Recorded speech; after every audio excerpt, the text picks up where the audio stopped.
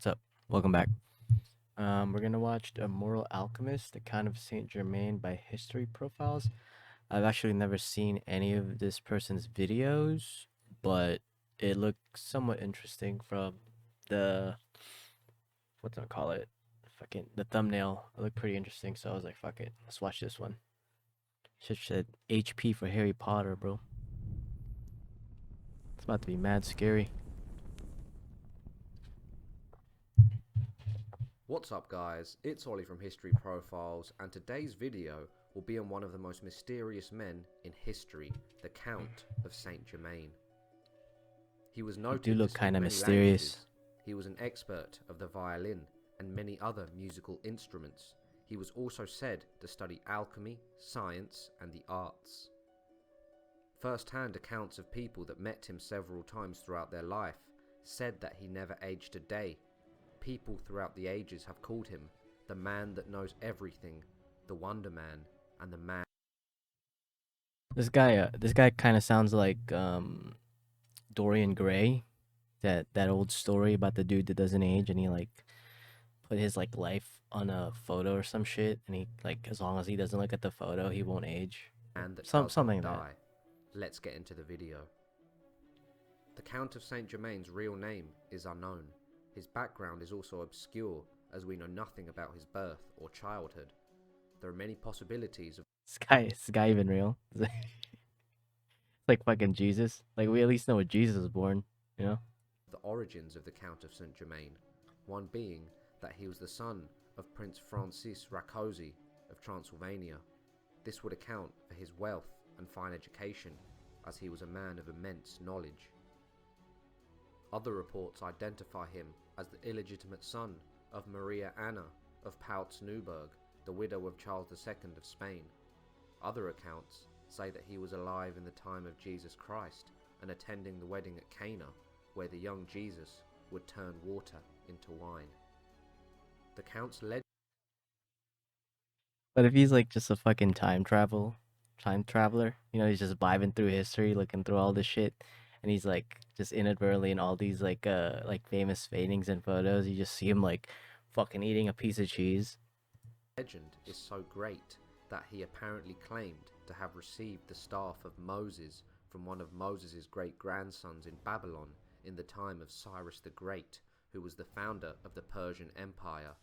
This would have been around 530 to 600 BC. Throughout his life, he created a confusing web to conceal his real name and origins, and used different names depending on the people who he was visiting. It's pretty hard now to like if you meet someone and they give you like a fake name and they just, you know, like go to a different like state or country or continent and they use another fake name, like it'd be pretty hard to find that person. and and we have like a bunch of fucking technology, right? We have like you could put a picture through Google and Google will shift for you through all the photos that matches it, and it'd still be somewhat hard to find that person, especially if they don't have like social media. But this guy, like if this guy was doing that shit, there's no possible way they'll ever find out where he was from. However, the name which stuck was the Count of St Germain when he courted European royalty and nobility in the 18th century. He would leave the rich and royalty in awe with his vast knowledge of science. He's He just also staring knew at the me. history of nearly every nation and could recount tales from thousands of years ago as if he was present there. He would play the violin, which would move people and leave them in tears.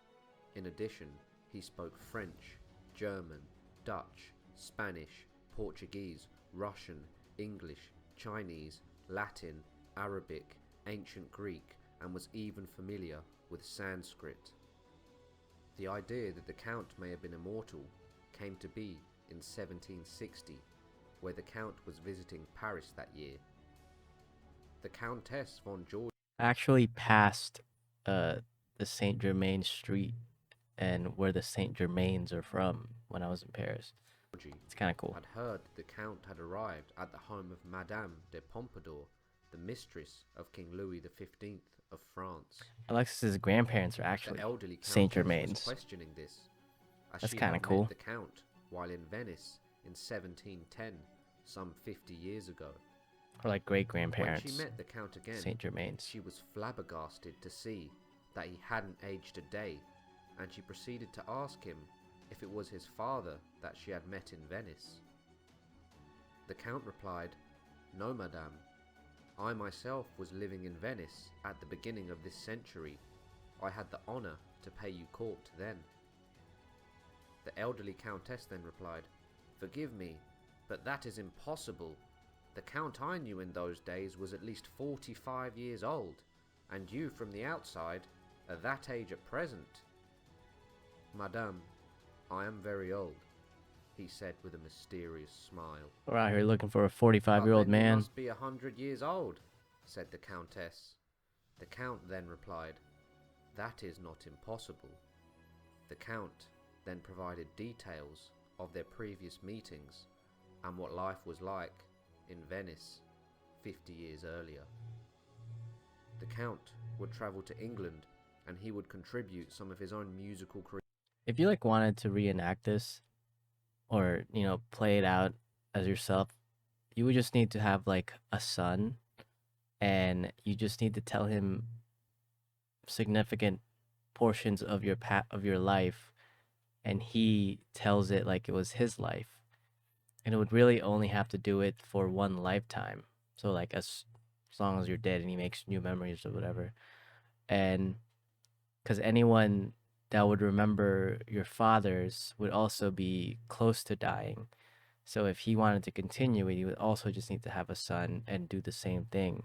And then you would be technically immortal. Creations that link Constanza de Lusa, an opera Seems like a performed at weird the scam, Haymarket though. Theatre You know, in London. like why do that? The Count would then be arrested in London on suspicion of espionage, but was released without charge. Horace Walpole, the Earl of Oxford and a writer, Always wanted to go to one of those mentioned the plays. Count in a letter which stated, Seems kind of cool. "The other day they Like seized once. an odd man who goes by the name of Count St Germain. He has been here these 2 years and will not tell who he is or where he comes from. He sings, plays the violin wonderfully, composes, is mad, and not very What's with this fucking music, dude? Jesus Christ. sensible. They call him an Italian, a Spaniard, a Pole, a somebody that married a great fortune in Mexico and ran away with her jewels to Constantinople. The Prince of Wales has grown very curious about him, but in vain. He was too great a musician to not have been famous." The Count is then described as pale, with extremely black hair and a beard. He also dressed magnificently and had several jewels. Even his shoes were studded with them. The Count then appeared in the French court around 1748 and was employed by Louis XV for diplomatic missions. The The fuck, Count dude? would dine with Giacomo Casanova and would be described in his memoirs. The memoirs detailed their first meeting in Paris in 1757. He wrote, "The most enjoyable dinner I had was with Madame de Robert Hergy, who came with a famous adventurer known by the name of the Count of St Germain. This individual, instead of eating, Yeah, at this point, like the Count of St. Germain just sounds like a moniker that scam artists and thieves would use to get into influential people's parties and, do some thievery. talked from the beginning of the meal to the end. I listened to him with the greatest attention. It may be said that as a conversationalist, he was unequalled. He was a scholar, linguist, musician, and chemist, good-looking, and a perfect ladies' man. He gave them cosmetics and flattered them. This extraordinary man..."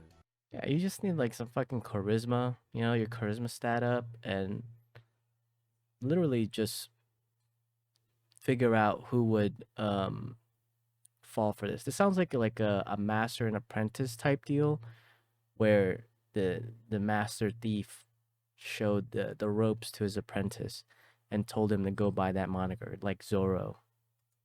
Intended by nature to be the king of impostors, would say in an easy, assured manner, that he was 300 years old, that he knew the secret to universal medicine, that he possessed a mastery over nature, that he could melt diamonds, professing himself capable of forming, out of 10 or 12 small diamonds, one large one of the finest water without any loss of Yeah, weight. just give me your All of this, diamonds. he said, was a Show mere you, show trifle you to a him. bigger diamond. Notwithstanding of his barefaced lies, I thought he was an astonishing man. In 1762, the Count would then travel to Russia, where he allegedly was involved in Catherine the Great's ascension to the throne. Under her rule, Russia grew larger, its culture was revitalized, and it was recognized as one of the great powers worldwide. In Catherine the Great? 1774, the Oh. Count would return to France 1774? when Louis XVI occupied the throne. He warned them of a revolution that would come to pass 15 years later. He was next seen in 1779, where the Count arrived in Altona, a borough of Hamburg.